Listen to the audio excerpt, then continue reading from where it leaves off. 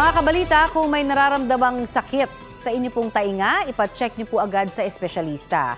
Sa Taiwan kasi, ang dahilan po ng pagsakit ng tainga ng isang matandang babae, isang gagamba.